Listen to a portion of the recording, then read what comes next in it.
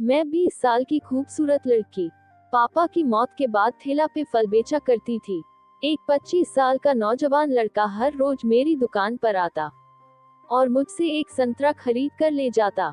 लेकिन जब संतरे का मौसम खत्म हो गया तो वह मेरे पास आया और मुझे बहुत ज्यादा पैसे दिए और कहा कि कहीं से भी 300 संतरा लाकर मुझे दो, नहीं तो मैं मर जाऊंगा। मुझे हैरत हुई तो मैंने उसका पीछा किया और उसका राज जानकर मेरे होश उड़ गए, क्योंकि वह तो मेरा नाम सुमन है। मैं अपने माँ बाप के साथ रहती थी। मेरे पापा फल बेचते थे। मेरा एक भाई भी है जो शादी के बाद अलग रहने लगा। जब मैं 20 साल की हुई तो मेरे पापा की मौत हो गई। हम पर मानो मुसीबत का पहाड़ टूट पड़ा। पापा की कमाई से ही हमारा घर खर्च चलता था और मेरी माँ 2 घरों में काम करती थी। उससे कुछ पैसे तो आ जाते थे, पर हमारा गुजारा हो पाना मुश्किल ही है।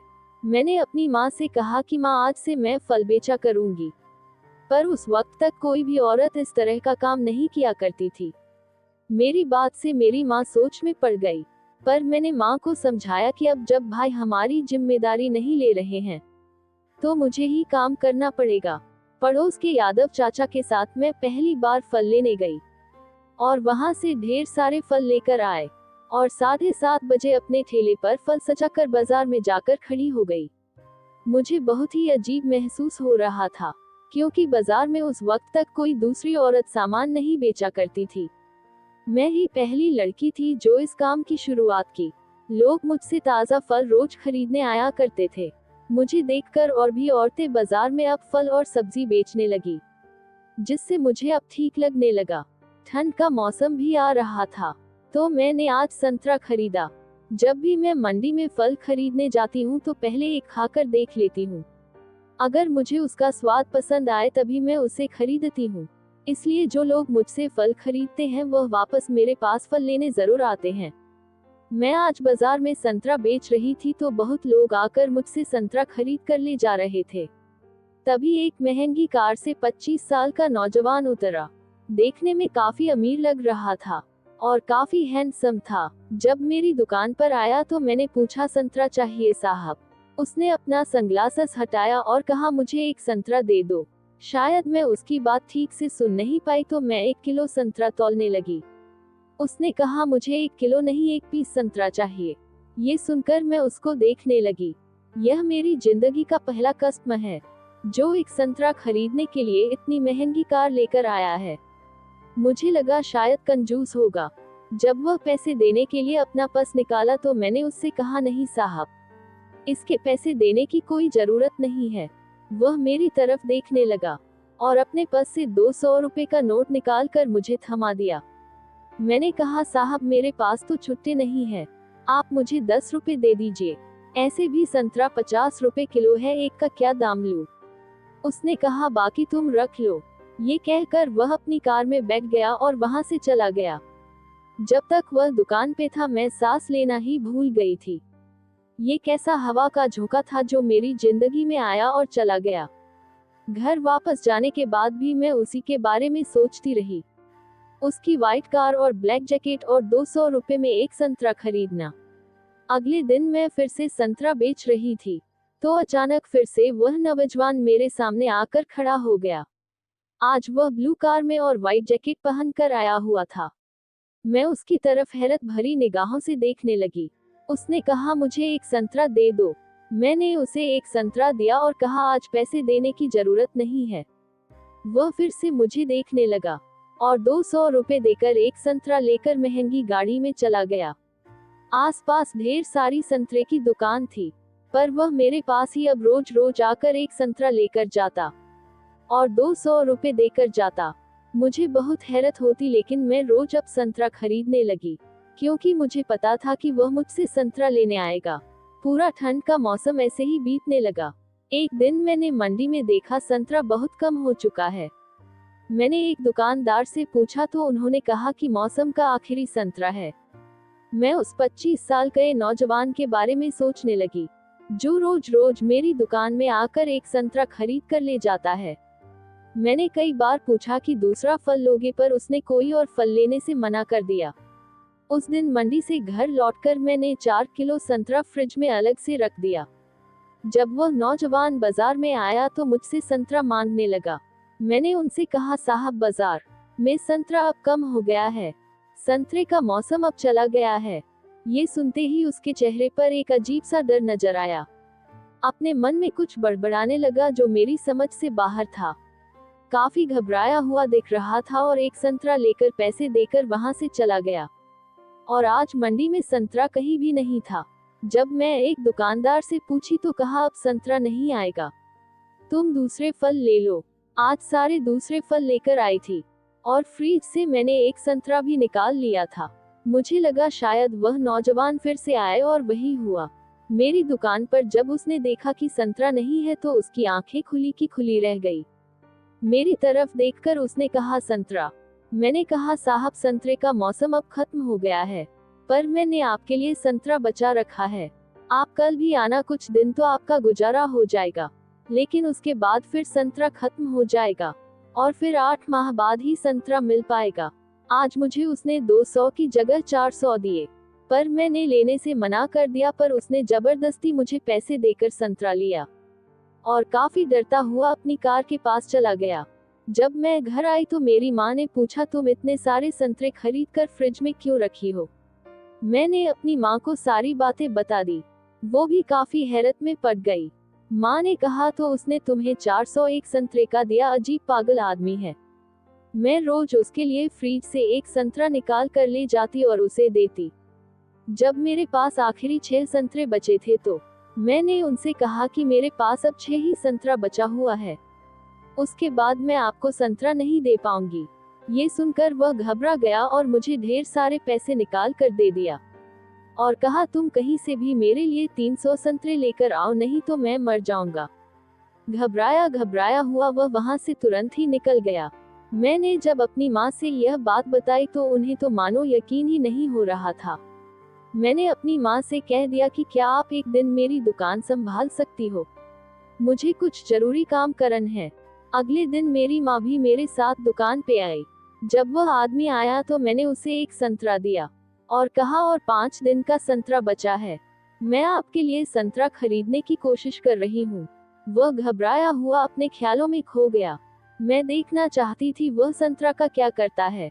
मेरे दिमाग में तरह तरह की बातें चल रही थी। आखिर वह रोज एक संतरा क्यों खरीदता है और संतरा ना मिलने पर उसने क्यों कहा कि मैं मर जाऊंगा?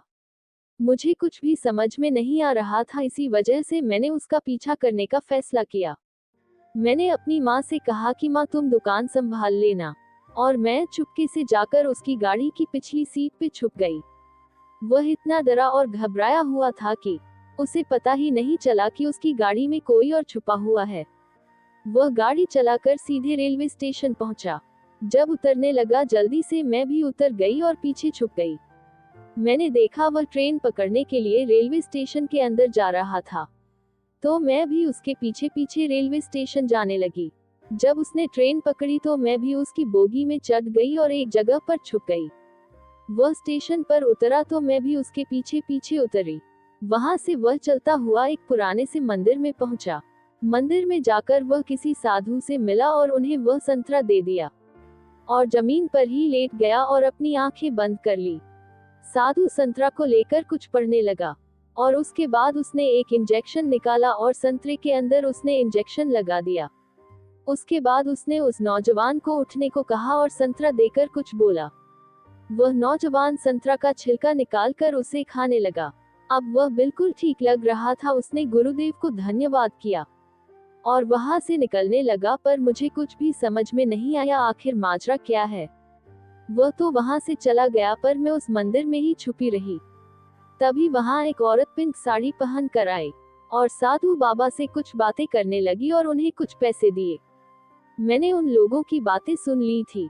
मुझे तो विश्वास ही नहीं हो रहा था कि यहाँ ये सब चल रहा है। अब मैंने ठान लिया था कि मैं उस 25 साल के कस्टमर की मदद करूंगी, क्योंकि मुझे कुछ हद तक सच्चाई मालूम पड़ चुकी थी। अगले दिन भी मैं फ्रिज से एक संतरा निकाल कर अपनी दुकान पे आई। मेरी माँ भी मेरे साथ थी। मैंने अपनी माँ से कह दिया था कि कुछ दिन आपको ठेला संभालना पड़ेगा। आज भी मैंने उस आदमी का पीछा किया और उस आदमी के साथ आज मैं उसके घर तक आ गई। उसका घर देखकर मैं बिल्कुल हैरत में पड़ गई।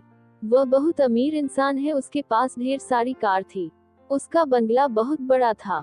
लेकिन जब मैं बंगले के अंदर घुसने गई तो चौकीदार ने मुझे वहीं पर रोक दिया। कहा, तुम यहाँ कैसे घुसी आ रही हो? मैंने कहा, साहब मेरे कस्म है, मुझे उनसे कुछ बात करनी है। पर जब उन लोगों ने मुझे अंदर नहीं जाने दिया तो मैं साहब को आवाज दी। जब उसने मुझे देखा तो मुझे अंदर आने का इशारा किया। उसने कहा, मेरा नाम दिनेश है। मैंने कहा, मेरा नाम सुमन है। उसने कहा, कहो क्या बात है, तुम्हें संतरे मिल गए ना? मैंने कहा, मुझे आपसे कोई जरूरी बात करनी है, पर अकेले में। उन्होंने मुझे अपने साथ अपने घर ले गए।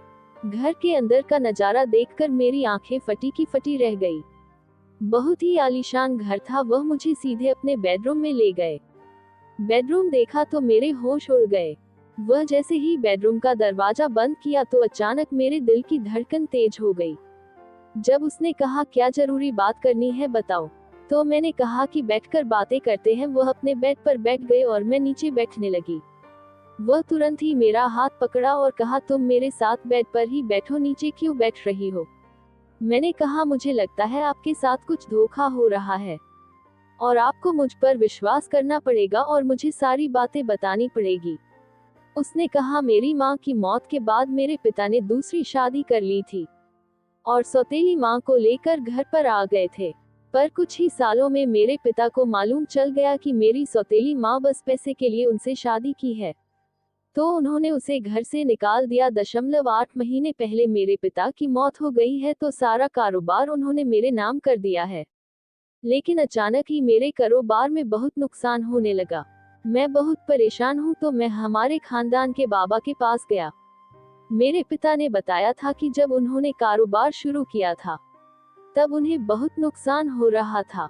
तभी उन्हें बाबा के बारे में पता चला तो वह बाबा के पास जाकर उनकी खूब सेवा करने लगे और बाबा ने उन्हें एक संतरा दिया था और कहा था, ये संतरा खा लो, तुम्हारा कारोबार बहुत बढ़ेगा।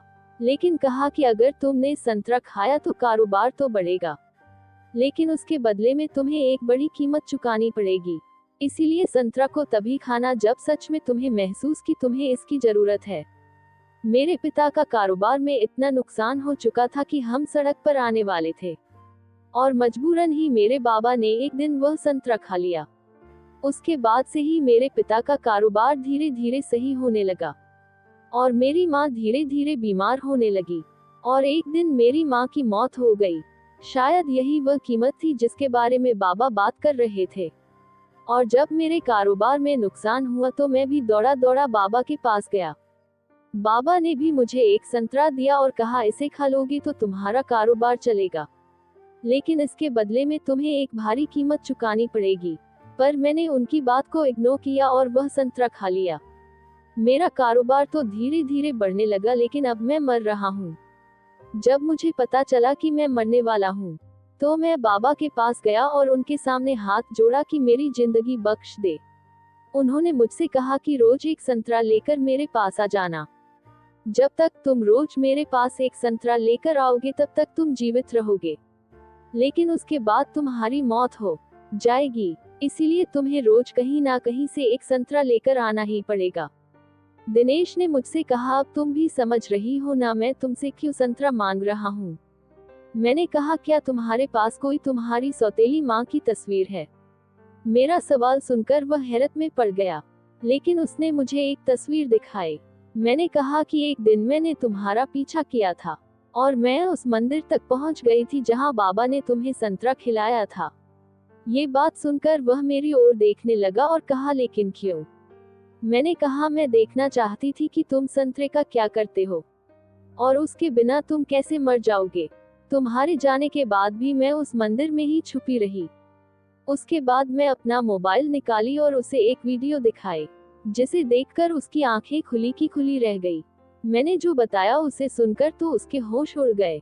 उसे तो अपने कानों पर यकीन नहीं हो रहा था। उसने पूछा, तुम्हारे पास और कितना संतरा बचा हुआ है? मैंने कहा, मेरे पास 2 संतरा बचा हुआ है। उसने कहा, तुम जाओ यहाँ से, कल मैं तुम्हारी दुकान पर दोनों संतरा खरीद लूंगा। मैं वहाँ से उठ गई और सीधे अपने घर चली आई। इस तरह की घटना मेरे साथ पहले कभी नहीं घटी। अगले दिन मैं अपनी दुकान पर बैठी हुई थी तभी वह अपनी कार लेकर आया और मुझसे संतरा खरीद कर अपनी कार में बैठ गया।